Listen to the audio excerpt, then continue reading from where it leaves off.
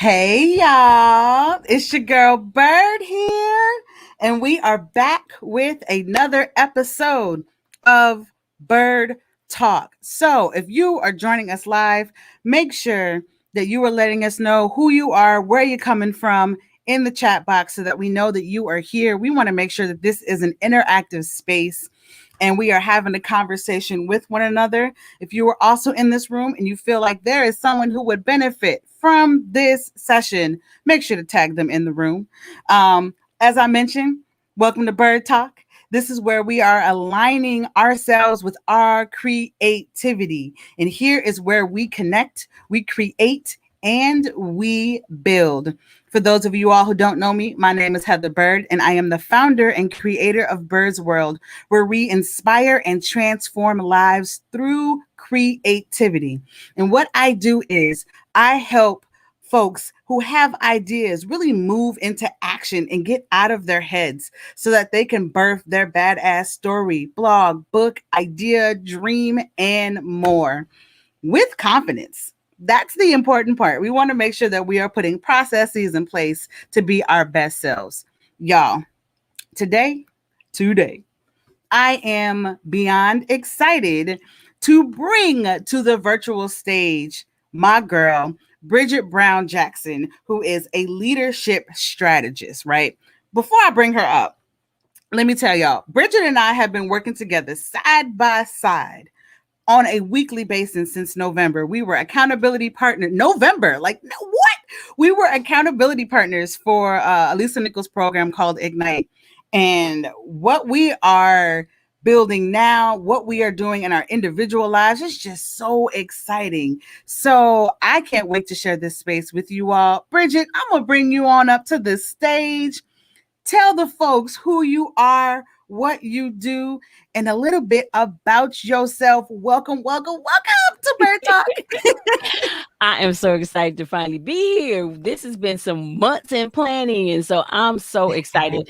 My name is Brigitte Brown Jackson, and I am, as she said, an extreme execution coach and a leadership strategist. I'm a certified DISC consultant, so I help people, especially women who are dissatisfied, disgruntled, and all those other discs that sometimes come. I help them with the disc, which is a behavior assessment, understand themselves clearly so that they can walk out their purpose better. I struggled sometimes with that leadership. It wasn't always easy because people, Heather, wanted me to be something that I wasn't. And when I discovered that's not me, I'm going to be authentically me, then I could really be in, as you say, in my jam. I could, do what I did best. And so that's what I help women do. Don't allow people to try to change you. You can uniquely do whatever your job is, whatever your task is, and be totally who you are when you know who you are. And so that's what I help people do. And when I tell you, I have seen firsthand, Brigitte just kind of walk me through my strengths. I took my DISC assessment and we had our session where she kind of went over my results.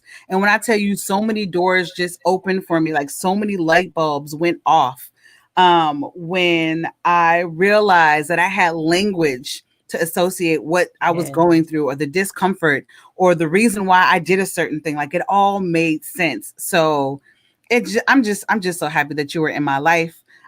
Brigitte also has a special place in my heart because she is also a former educator, a former principal, and educators. Y'all know that you all have a special place in my heart because the job that you all do is usually not celebrated enough. Like I remember when I realized that my mother made less than someone who collected garbage. Like it was that specific job. When I realized that garbage collectors made more than teachers, I was like 7 years old and I went on like a week-long rant about how teachers are the whole reason why you can even collect garbage. And what about the doctor? Like I did not understand it. So you all are underappreciated, but I know the amount of work that you all put in for your students and for just people in general. And so I am just forever thankful for you and who you are. That. And what but you know what? People had a good COVID taught a very valuable lesson. Ooh, boy, I had a lot of parents calling me talking about, do you homeschool? No, I do not homeschool. And that's not what homeschool is. Homeschool means they stay at home with you, and the school or whoever the institution provides information for you to school. Yes. That's what homeschooling is. But no, seriously, on a serious note, literally a lot of people, became able to appreciate what educators do as they Yes. saw that day to day is not an easy thing. Not at And, all. some Not at people that all. have a few kids, just imagine having 27. And in some of these very urban districts or even rural districts that don't have all of that money allocation, they can sometimes have 30, 40 kids in a classroom. So, Yep. yeah. Yeah, I can't. Ooh, that's too many. That's too many folks on a daily basis from the school day. That's a lot. And teachers, I think a lot of people forget how creative educators need to be in order to engage their students. And so I'm really curious about, like, is there a time where you were like super proud of a moment where you were like super creative in the classroom or with your school that you could share with folks to remind them how creativity can not only be on the page or having to be someone who is an who draws or an illustrator or who is good with words, but you can also be creative in the classroom. What does that look like? Yes. Well, girl, creativity is my thing. That's your thing. So we talk about that. I love that part about me. I was a teacher when I first became a teacher. I was in a school district outside of Flint, Michigan. We call it Beecher.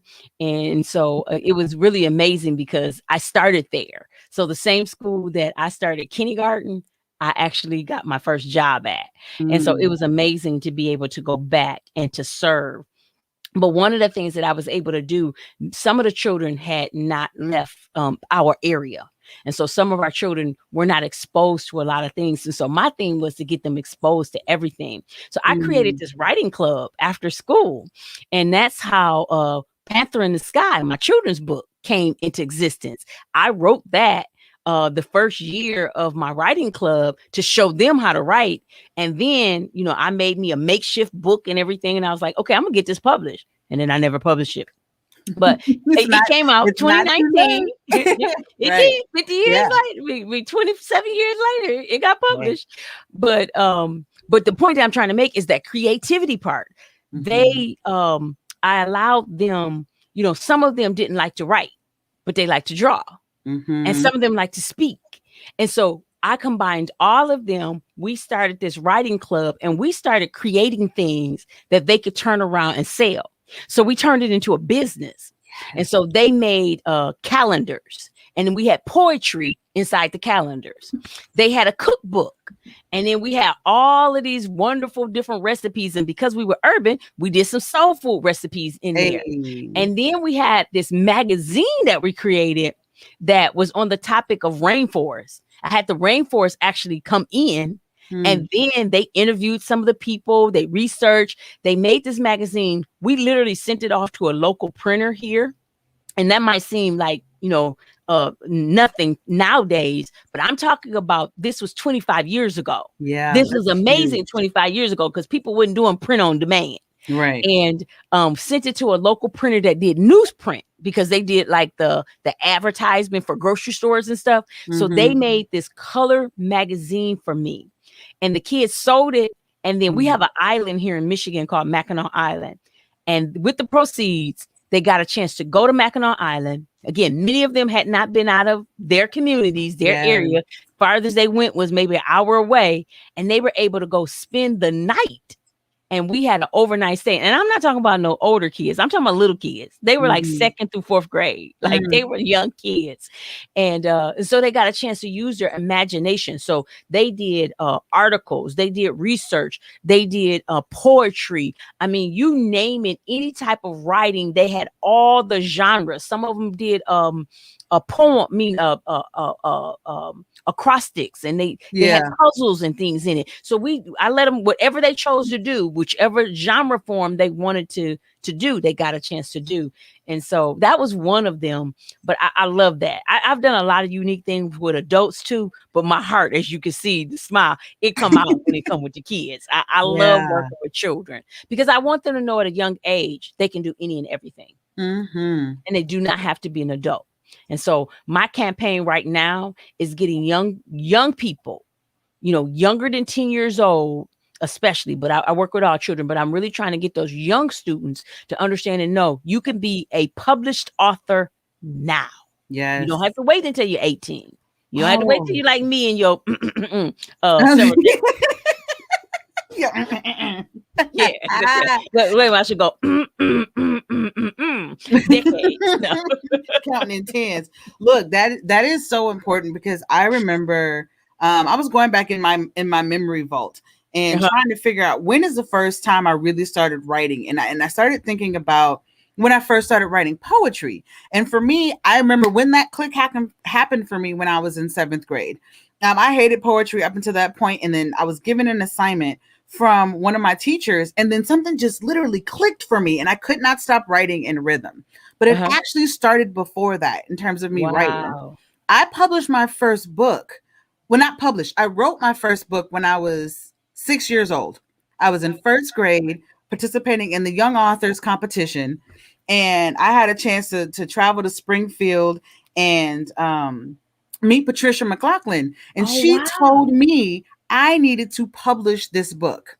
But back then, like you said, we weren't exposed to, and we didn't have this print on demand opportunity the way that we do now. And so I didn't really know as a 6-year-old how to move forward with that. And so my mom's like, you should revisit that. And so giving, students as young as, what'd you say, 4th, 5th, 6th grade, like little kids, not 6th grade is not little, but like giving students the opportunity to actually know how to move their work forward and how to put it into the world. My heart, like that is everything. And the great thing about that, though, Heather, was several of those students became authors, including my daughter. Yes. So my daughter, when she was in high school, she joined this literary guild, and she would drive. We lived in Ypsilanti, Michigan, and she would drive over to Detroit. It was about a 45-minute drive one way in high school. Yeah. And she would go every week to help build her craft. And then her senior year, she wrote a book and she published it. And again, we're talking about like now everybody and their mama is publishing books. But then there was no KDP, there was no InstaSpark, there was no print on demand companies like it is now that everybody has access. She did this like she was one of the trailblazers. And I got mad because I hadn't published my book. I was like, wait a minute, she is not getting ready to beat me. So the great thing is that, you put that down on the inside of them and they can. And so out of that group overall, I had a little bit over 50 kids in and out that I dealt with that stayed regularly. I had about 100 kids, but the 50 of them stayed. I did it for 6 years. And many of them stayed, and my daughter being one of them, but there were some others. 5 of them actually became authors when they became adults. That when I tell you that seed that you were planting, I had a happy Tuesday. It is Tuesday. Keisha, I got to get you on here. Actually, we gonna have a bird talk together soon. Planting that seed so early is just so important. I had a chance to reconnect with one of my principals because my mom is a former educator.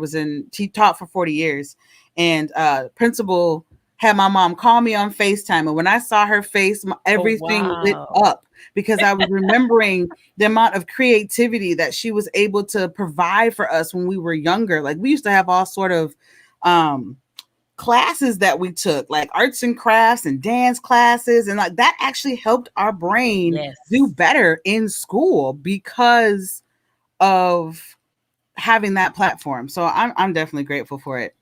So we know you are passionate about education. Very much. Tell us some more about like what other things are you passionate about? Again, right now I'm so very passionate with people achieving. Like right now, I'm in a 5-day vision and goals challenge. So I'm very passionate about people living out their dreams and goals, but then being able to do it. And to have the right recipe to do it. I didn't have everything that I needed. And I will say all the time to people that I fell through the cracks. And I don't want people to fall through the cracks. So I became a coach to help people in that area. So no, we're not going to, do the same thing and repeat the same mistakes. So let me show you that method to be able to do it. And literally, as I said, I hadn't wrote my book in 27 years, Heather. Mm. And I'm talking about my children's book. Yeah. But then I have the other book that goes with my coaching program. And that was 20 years. I started writing that in 2001. And life lifed me and put it away and put it away and put it away. And life just kept lifing me. And, went through a whole lot of stuff. My sister passed and I was dealing with that. Went through a divorce. I was dealing with that. Raising children, dealing with that. My job was terminated because, and it was ironic. I was in a traditional public school system. My job was terminated. And then because of charter schools, popping up in the area, enrollment decreased. And then I got a job as an administrator in a charter school. So kind of came through. So life just lifed me and I didn't get it done. Yeah. But I set out last year during COVID and did a serious deep dive into myself. And I spent 90 days in a cocoon. And that's my goal for other people, to show them how to, in 90 days, master some things that you've never mastered. And literally, I have a curriculum. I have the book. I have so many things, my coaching program, like everything. I was able to do so much in 90-day chunks. Yes. And this past 90 days, I have my third baby published. So I have 3 published books. Oh, thank you, Keisha. Oh, yeah. I'm telling you, the two of you. I'm passionate about writing. Yes, the two of you need to link up. Yeah, I'm excited. Keisha works with youth as well, and helping them write books. So, y'all, I think I found a pair. Yes, 90-day cocoon. Do you remember that moment where you were like, okay, I've been sitting on this for so long, I need to be in action? Do you remember when that moment was for you, and what was that catalyst? Yeah, it was I was doing a pivot. So I retired in 2019 as a school administrator. And I started my publishing company. And at that time, I was just like, I'm doing my children's books. Hold on. You just threw out that I just started a publishing. What's the name of the publishing company? My publishing company is Ubuntu. It's an African word, Ubuntu, Ubuntu Press. And it means I am because we are. And so I started it to really put a face on Afrocentric curriculum and to understand the historical context of why we do, why some of the stuff has been neglected. And so we do lesser known characters or lesser known topics. So my first book, Panther in the Sky, is about the Black Panther Party free breakfast program. And so the character in the book actually is my daughter. She's the main character in the book. And at the time I wrote the book, I had just birthed her. And so it was amazing. She got a chance to see it as an adult rather than a kid, because it took me 27 years. But I got it done. I did get it done. And so the second book is called Purple Heart Highway. And that's about that's my baby. I call them my babies. So the second one is a Purple Heart Highway, and it's a book about the Purple Heart. And I talk about in there, especially at the end of the book, notes on African Americans in all of the wars and in all of the armed services that, again, many of them do not get credit for. So so I started that, and that kind of sent me into, okay, let's get some things accomplished. So you know how when you get something done, you like, oh, I did it. So then you think you can do everything else too. And that's what I did. So that's my other baby. Look at this. And I actually wrote and illustrated that one. And I did that one. I illustrated myself because I wanted to have a book where young people can see, just do and be you and just let it happen. So that one I really try to get into schools, because that one teaches some very particular language art skills. Oh, this is so beautiful. This is So the so character in beautiful. that book is my grandson Carter. And so I asked him about the book. At the time when I wrote the book, he was first grade. He's going to third grade now, right? And so I said, Carter, you like the book? He said, I like the book, but I don't like the part where I took the Purple Heart. Because he's like, I wouldn't do that. So the character takes the Purple Heart because he's intrigued with it. Carter takes it to school and it gets misplaced. He was like, I would never. He said, I would never do that. So I was like, it's not a true story, Carter. He was like, I don't like that part, Mimi. So yes. But definitely, I would say that was a trigger because I had success and I got it done. Yeah. Then I went to book number 3.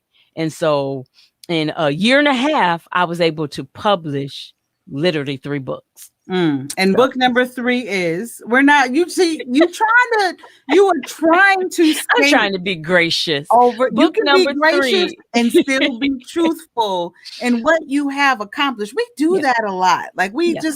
You're right. I do. Don't get me wrong. Jackie called me out. I had Jackie, one of our accountability partners, with us 2 weeks ago, and she called me out on some stuff. I was like, "You're right. Yep. This is why we have each other." So is this the third? That is the third book, Powerful, Growing You and Unlock Your Purpose. And that one I have 7 power pillars, and I teach people how to use those 7 power pillars in your life. And again, to do some major accomplishments. Now, the great thing about buying that book is on the front cover, there's a little website. If you go to the website, you get a $397 free program. Free. Oh, hold on. Time out. Free 99? Free 99. And what is this program? It's called Growing You. And again, it helps them with the 7 power pillars, starting at purpose and ending with professional development or personal development and how important each of those are. And so I share, again, how to use that. In addition, they get a free complimentary disc assessment. And again, in it's an online at home module that they 3-part video series, and it walks you through that so that they can learn how to maximize their behavior preference. Because when I did that, and see, that's the point. So you asked that, Heather. So that's what got me moving. Yes. See, I'm a I-type personality. We call it the flight attendant. So as a flight attendant, think about that flight attendant.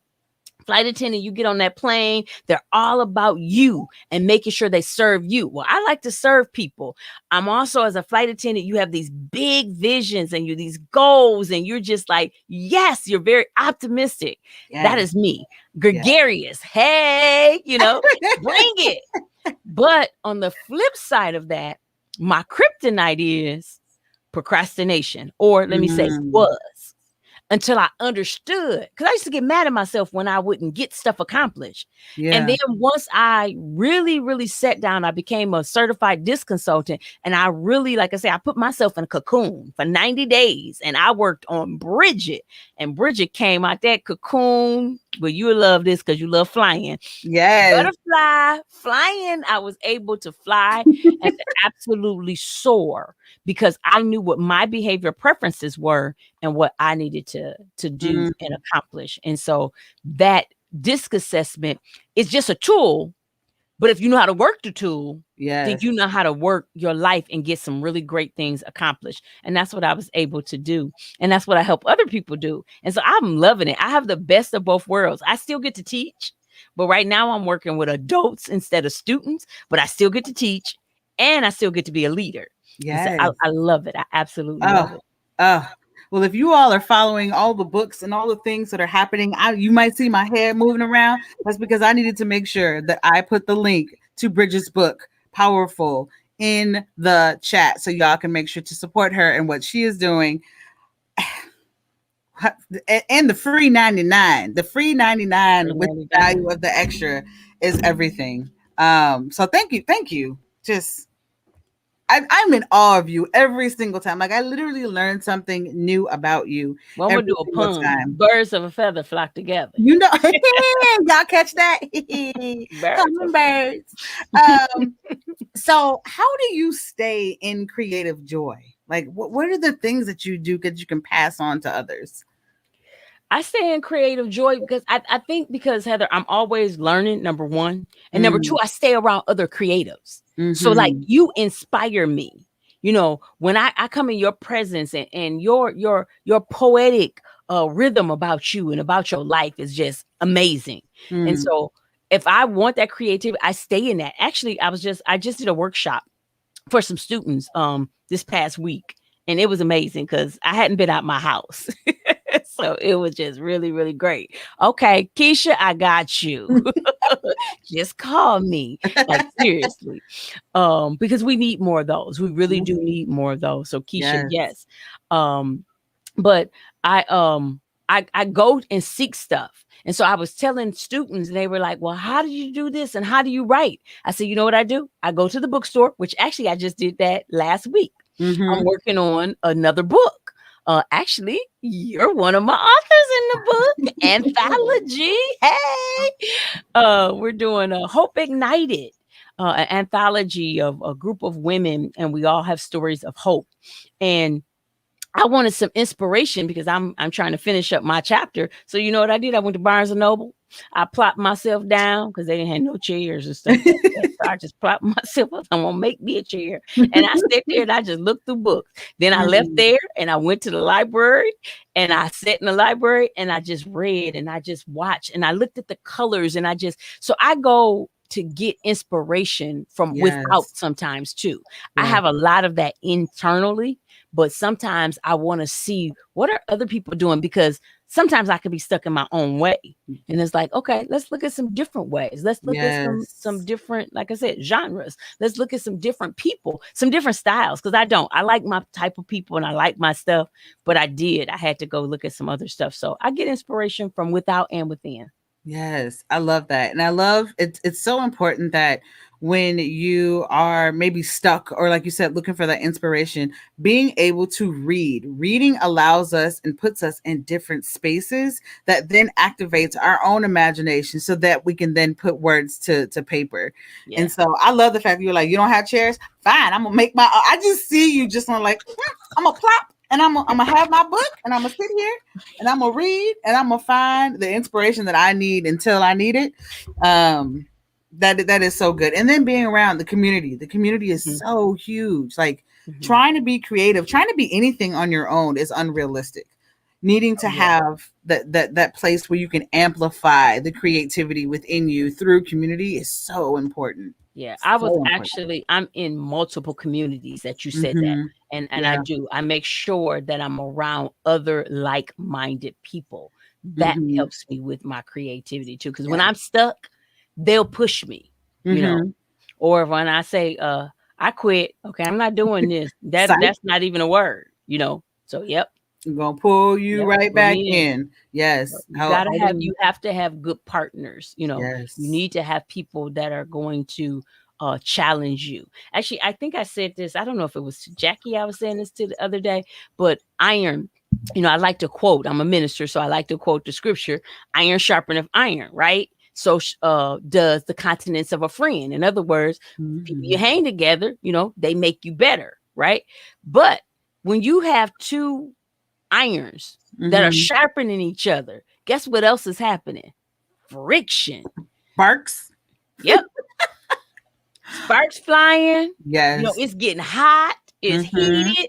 Again, and look, I'm doing this right now, and my hands are And getting hot. then you So, literally, if you just exactly. your hands start You know, warming up, you start mhm. feeling it.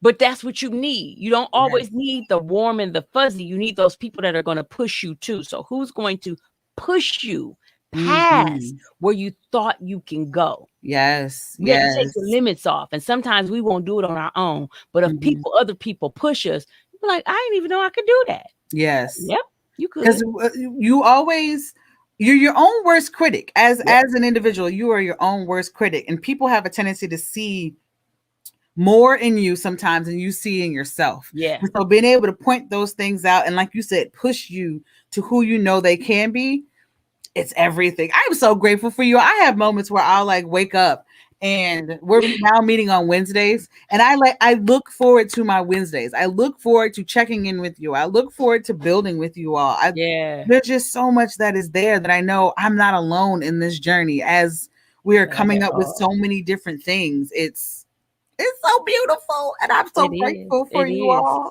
So again, like you said there, Heather, I would admonish people who are listening, make sure you have a good team. You Yes. cannot do this alone. There's an old African proverb that says if you want to go fast, go alone. But if you want to go further and fast, you want to go together.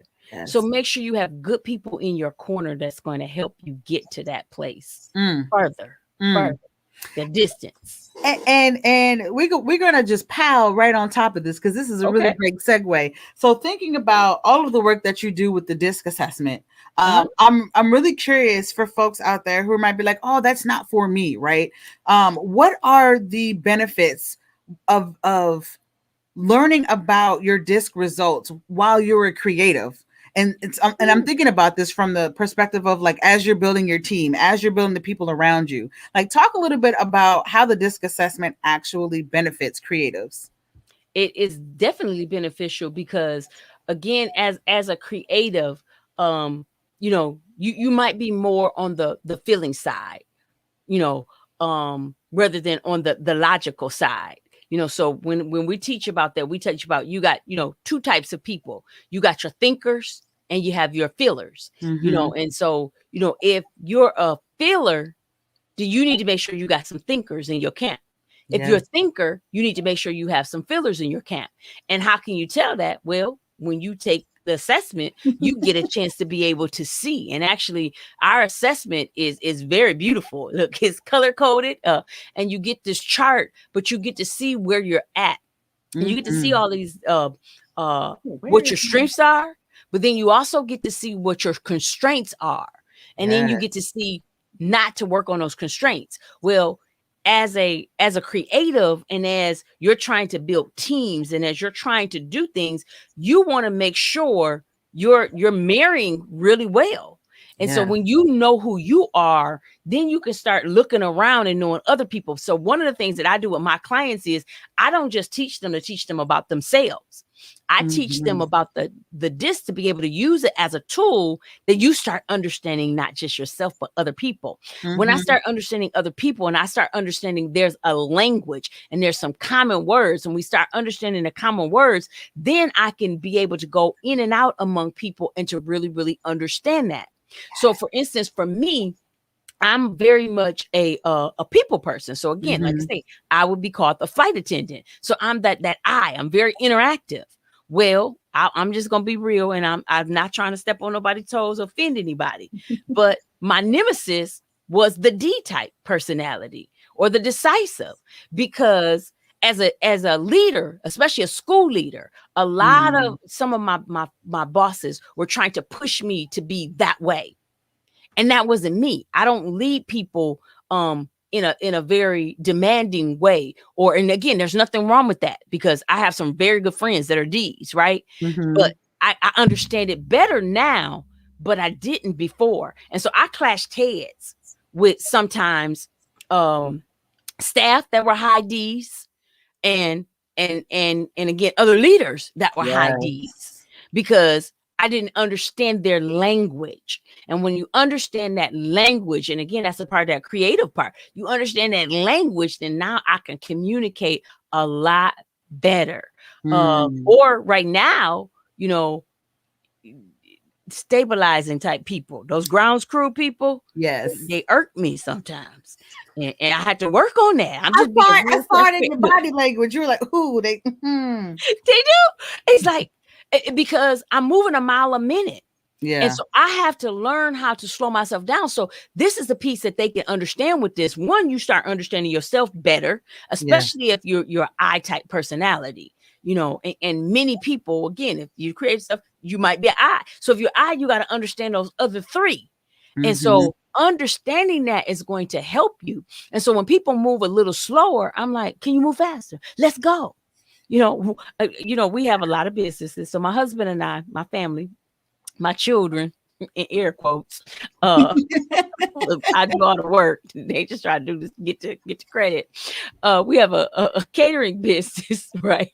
So we had an event and we have a photo booth. And so we had an event this weekend, right? And I'm moving because I want them to have a good experience. And so I help my husband. He does all the, cooking. And so I do the designs. I laid the table out. The photo booth over there, I'm trying to make sure everything, the hats, all of the props are looking nice and everything. Because I want them to have a great experience, right? But I'm rushing and I'm moving. And I did. I found myself, I almost tripped over a cord. I was like, Bridget, slow down. Because eyes move fast. Yeah. D's move fast. C's and S's move slow. Yeah. And so when we understand each other, as you just said, now we get to understand our language and we get to appreciate each other more. So that's the piece too. Yes. If I'm a creative, then I need to understand those that are non-creative. And how you work together. How do you communicate? There's a whole section when you get your results about the best ways to communicate with you. Because sometimes there might be misunderstandings, but you don't necessarily know how to let the other person know why there's how and why there is a miss. There's language to associate with that miscommunication. So, and so people, good. You said that miscommunication. See, people might take it as it's malicious. Yeah. And or take it offensively. And it has nothing to do with you. And when I understand that they weren't trying to do anything to me. It wasn't malicious. It's their behavior preference and how they particularly behave. And so if that's the preference, then I need to understand it. Now, it does come a point where you might have to do some negotiation, but then to understand that language, you just said that. So very, very important. So important. Well, thank you for breaking that down. Because I think that's really important. I can talk about that. I love it. And I can listen all day. I'd be like, keep going. I will nerd out on assessments. And one of the reasons why I love assessments, my first real introduction to an assessment was the MyersBrigg type indicator. And I'm an INFJ. And that was my first time in grad school learning about who I was and having language for it. Because I always had these feelings, but I was like the oddball in the room because we're less than like 1 or 2% of the entire country. And so when we're in rooms, we're usually the only one. And so having that feeling of being the only one, if you've ever been one, it's not always the best feeling. And you're like, well, why am I the only person thinking that way? Maybe I'm wrong, even though it's just a difference in the way that you think. I now had language to explain to people why, things didn't make sense to me or why I was thinking a certain way or how I might have been contradictory in that moment because I'm trying to find the best answer. Yeah. So I'm a firm believer in assessments and giving you language. Myers-Briggs was my first one too. What are you? Really intrigued. Yeah.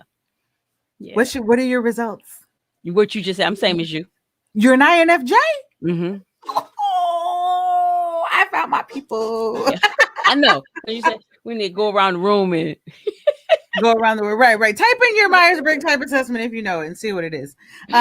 Yes. So thinking about, you were talking about how you supported so many others, specifically young people, while working in schools in the arts. Were you supported as a child in the arts? What did that look like for you?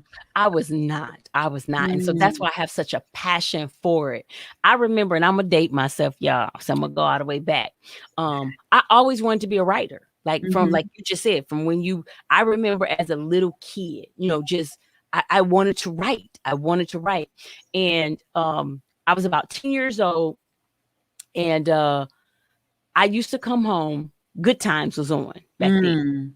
And I would come home and watch the episode. And then I would take paper and rewrite me an episode. Ooh. Like I really wanted to write. But I did not have that cultivated. Unfortunately, my grandmother was raising me. And so my grandmother really was old enough to be my great grandmother. Yeah. She had a set of my grandmother had 18 children. She was my shero. So she's in that book. When you open up the cover, she's the one I dedicated that book to. She's in one of the chapters that I talk about because my grandmother was my ride or die. Yes. I learned fortitude from her. And, she was older, raising me and my sister. And, she did everything. She did all of that stuff and everything. But that was not one of the times, which I hated because I did learn a lot of writing from her. So she was very poetic. She wrote all the time. She was a mother in the church. And so she spoke. And when I say she spoke, my grandmother was real laid back. But if she got up and started talking, you're like, where'd that come from? Because she just wasn't like outside of church, a big old speaker. But if she got in there, oh my God, and very poetic.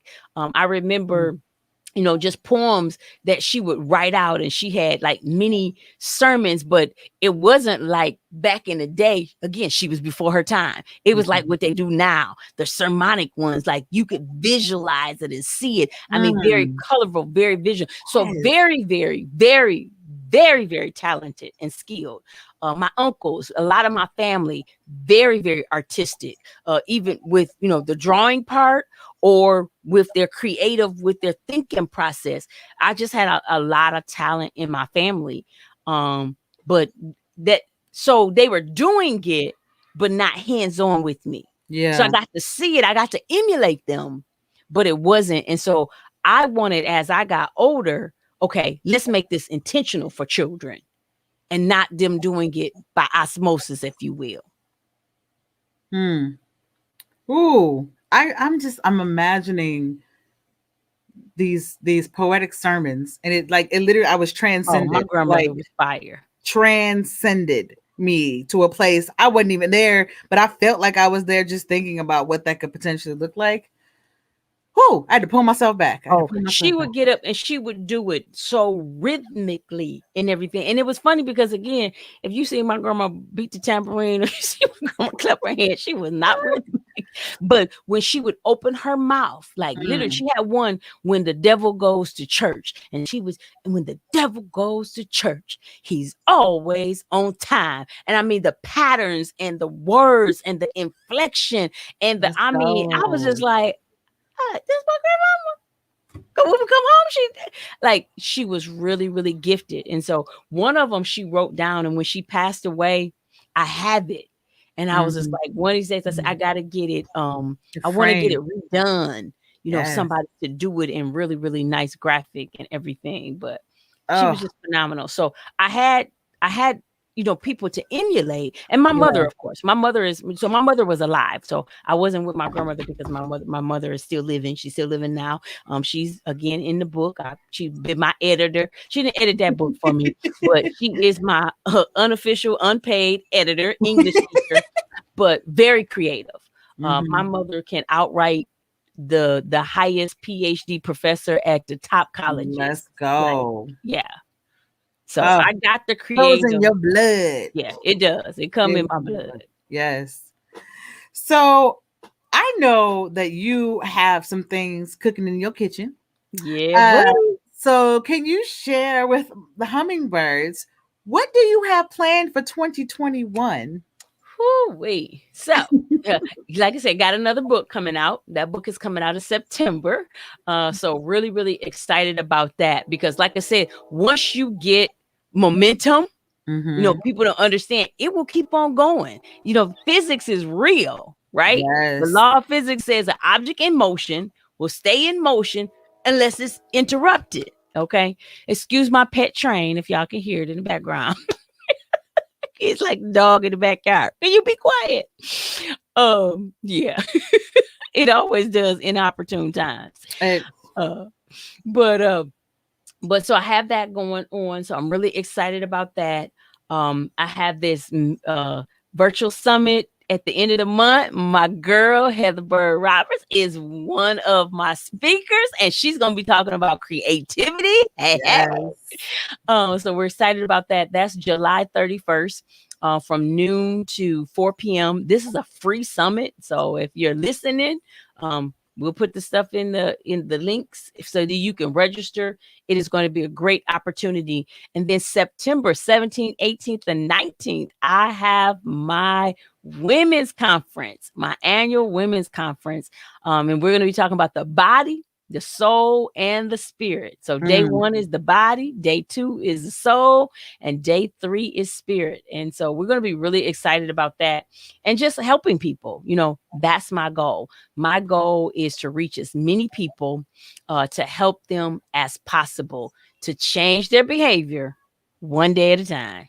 Yes. Yes. And you're doing such a beautiful job in everything that you do. And the opportunities that you are providing for other folks to come and be at the table with you so that we are, like you said, collectively being able to move together with force. It's just, I thank you so much for everything. I'm so grateful that I met you. Y'all, real quick, before we hop into our rapid flight session, how I met Bridget. I'm just now realizing this. This was nothing but the universe coming to me and saying, you need this woman in your life.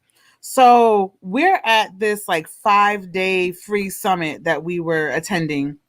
And there was a moment where Lisa Nichols put something in the chat. If you need an accountability partner, if you need something, type it in the chat. And I was having a moment where I was not okay. Like I was at a low moment in 2020.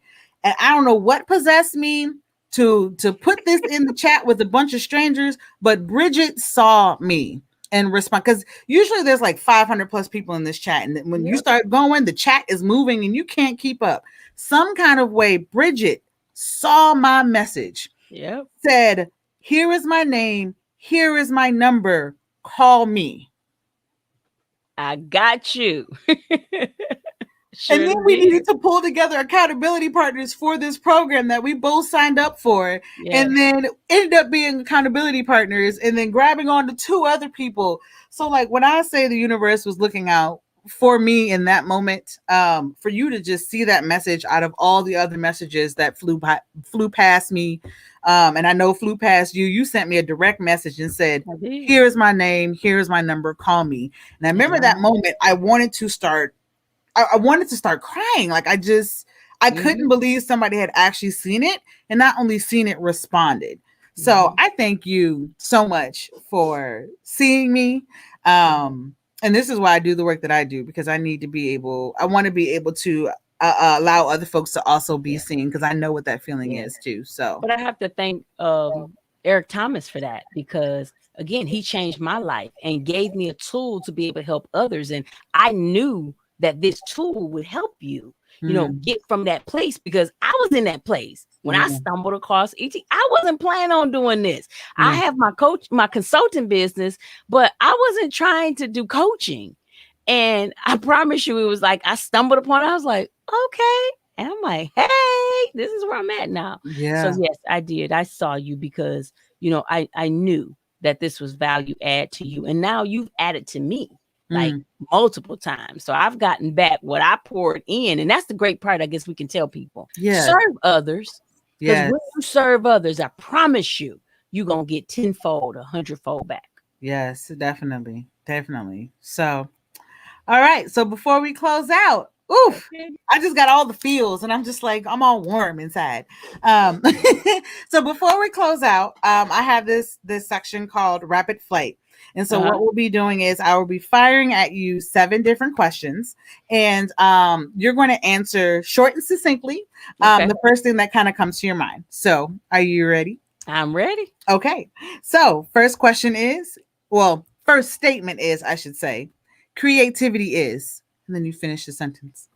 Using your unique ability to show your inner talent. Inner talent. Okay. Well, I'm going to let people sit with that one. Bet. All right. Next question. What is a piece of advice that has stuck with you over the years? Oh, my first boss told me I'm hiring you to replace me. And so Yes. that is how I have gone into every one of my positions. Whenever I hire someone to be on my team, I Mm. tell them my goal is to pour into them everything that I have, even if it works me out of a job. Ooh. Oh, somebody need to hear that because a lot. Oh, let me not. This is rapid flight. Oh, I just hear that. Hear it again. We got to have an whole other We conversation gotta on have that a one. whole nother conversation Yeah. about that one. Okay, finish this statement. Next, I am building. Ooh, wee. I am building out my content to really do some amazing, amazing programs. Mm. All right, y'all better stay tuned and make sure y'all follow Bridget so y'all can get all of the goodies. Um, Next question. What's a lesson that you've learned and had to relearn over and over again? Stop procrastinating. We just talked about this. And see what happens? You get a book. Yeah. Next question. What's one thing you're really excited about right now? I'm just excited about life, Mm, like being happy. COVID shut us down. So just be happy, you know, and love life because some mm. people didn't have it today. Yes, that's so true. Yeah. Whew. Next question. What are you deeply grateful for right now? My husband, we just had a health scare and Mm. I haven't talked to you. Girl, he didn't have to have it. God did a miracle. No procedure. They went in and Oh, didn't find nothing. that's so good. That's so good. Yeah, so Ooh. I'm grateful for my husband. He's my Boaz. He's my ride or die. He's my Mm. everything. Y'all need to make sure y'all stay and follow Bridget because she'll later, I'm sure, at some point talk about how they met and how beautiful that was and how she kind of manifested that into her life. Hey. So make sure y'all continue to follow Bridget so y'all can learn more about her and how boo. Last question, and this is one of the ones that a lot of people Ooh, get tripped on a little bit, but it's so okay. good, and I'll be posting links later on. What are the 5 books you could not live without? Don't move by a train. No, I'm just kidding. Um, my favorite, the one thing it replaced. It used to be was 7 Habits of Highly Effective People. That was number one. But now one thing by Gary Keller. Oh, that's the Uh, okay. It's called yep, One it's called Thing. The One Thing. Yep, The One Okay. Thing by Gary Keller. 7 Habits of Highly Effective People. Les Brown's Are You Hungry? That's become Mm. one of my favorites. Tiny Habits by Dr. BJ Yes. Fogg. I absolutely love that book now. Oh gosh. I got so many. I'm looking over there. I'm like, I think we got one more left. So I I have don't One know. Thing, Seven Habits Yes, of it Highly really Effective changed my People, life. John Maxwell's 360-degree leader. I used to read that every year. 360-degree leader. 360-degree leader. Yep, it's for middle Oh, managers to show how to lead all around. Yeah. okay. All right. So y'all, if you haven't read any of these books, make sure y'all grab one from this Bird Talk and see if that's something that you want to hold on to moving forward because you never know what kind of transformation it might have I for should have been egocentric and said my book powerful. I mean, we can pull that out one more time. I mean, it doesn't have to be. We already got the link in the chat. If y'all haven't purchased Yeah. Bridget's book, Powerful, make sure y'all check this out. We want to make sure that we are supporting anyone, but all the authors, not but period, all the authors that show up.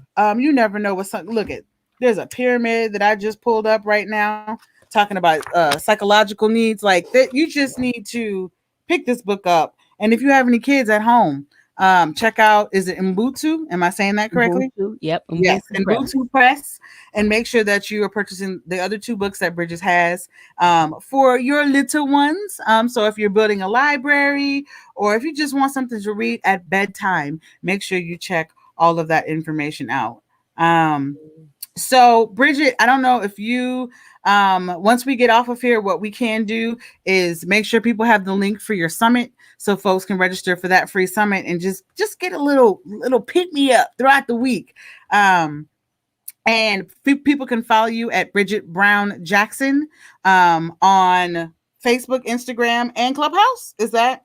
Yep. I'm Bridget Transforms on the other ones. And my website is that I put that at. That's my website, actually. BridgetBrownJackson.com. Yep. Okay. There we go. So BridgetBrownJackson.com. So y'all make sure to follow my girl Bridget.